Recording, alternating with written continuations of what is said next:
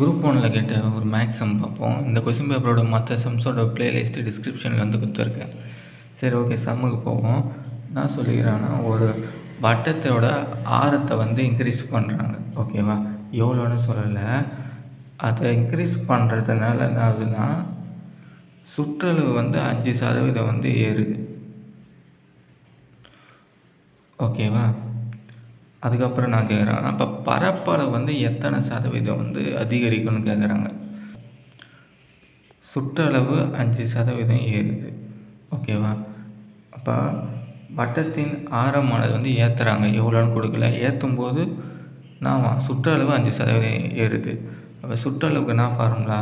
2πr. ஓகேவா? Circumference of a circle. இப்போ circumference சுற்றளவுக்கு 2πr. ஓகேவா? இப்போ இந்த 2π வந்து காமனாக தான் இருக்குது. அப்போ நம்ம இதை எடுத்து விட்டுடலாம். ஓகேவா? ரெண்டுத்துக்கும் வந்து சேமான வேல்யூ தான் வரும். அதனால நம்ம எடுத்துடலாம். இப்போ ரெண்டுத்துலேயும் 6 இருக்குது. புரியும்னு நினைக்கிறேன். இப்போ அவங்க என்ன கொடுத்துறாங்க, இது வந்து இந்த 2πr தான் 5% ஏறுது.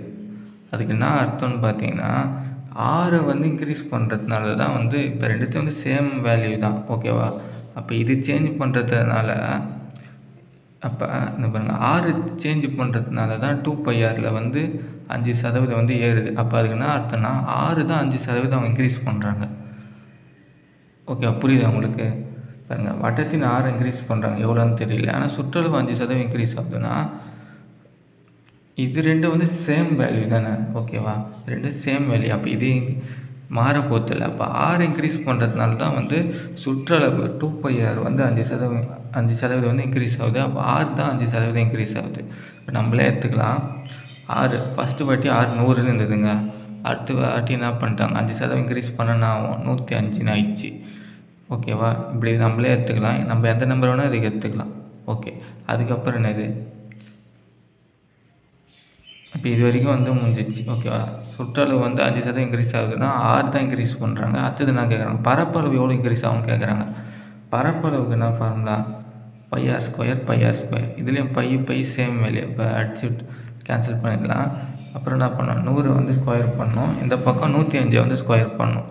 100 ஸ்கொயர் பண்ணோன்னா ஆகும் 10,000. இங்கே 11,025. இப்போ எவ்வளோ ஏறி இருக்குது? 1025 ஏறி இருக்குது. ஓகேங்களா? இந்த எதுலேருந்து எவ்வளோ ஏறி இருக்குது பாருங்களேன். 1025 ஏறிச்சு. ஃபஸ்ட்டு எவ்வளோ இருந்தது? 10,000 இருந்தது இல்லையா? இப்போ 10,000த்தில் 1025 எவ்வளோ சதவீதம் அப்படின்னு பார்த்தா போதும். 2 0 கேன்சல் ஆகிடுச்சு. அப்புறம் என்ன பண்ணணும், 2 டிஜிட் தள்ளி புள்ளி வச்சுருங்க. 2 ஸ்தானம் தள்ளி புள்ளி வச்சா 10.25 தான் ஆன்சர். ஆக்சுவலாக இந்த கேள்வி வந்து உங்கள் ஷார்ட்டாகவே சொல்லலாம். எப்படின்னா, ஆரம், வட்டத்தோடைய ஆரம் வந்து 5% வந்து இன்க்ரீஸ் பண்ணும்போது பரப்பளவு வந்து எவ்வளோ சதவீதம் வந்து அதிகரிக்கும் அப்படின்னு சொல்கிற கேள்வி தான் கொஞ்சம் அப்படியே மாற்றி கொடுத்துருக்காங்க. கிளியராக புரிஞ்சிருக்குன்னு நினைக்கிறேன். சரிங்களா? அதாவது ஒரு வட்டத்தின் இந்த இதில் அப்படியே எடுத்துட்டாலும் கேள்வி ஒன்று தான். ஆரமானது 5% உயர்கிறது எனில் பரப்பளவு எத்தனை சதவீதம் அதிகரிக்கும்? இந்த கேள்வி தான் அப்படி கொடுத்துருக்காங்க. ஏன்னா இது 6 மாதத்தால் தான் வந்து சுற்றளவு வந்து மாறும். அப்புறம் இங்கே சதவீதம் கண்டுபிடிக்கும்போது இது தான் போகணும். 10,000 தான் வந்து 10,000த்துல எவ்வளோ ஏறிது தான் பார்க்கணும். இதை போட்டிங்கன்னா தப்பு. ஓகேவா? கீழே வந்து 10,000 தான் வரும். ஏன்னா 10,000லேருந்து தான் 1025 ஏறி இருக்குது. ஓகேவா? அப்போ 10,000த்தில் 1025 எவ்வளோன்னு தான் பார்க்கணும். ஓகேங்களா? ஆப்ஷன் ஏ தான் வந்து ஆன்சர்.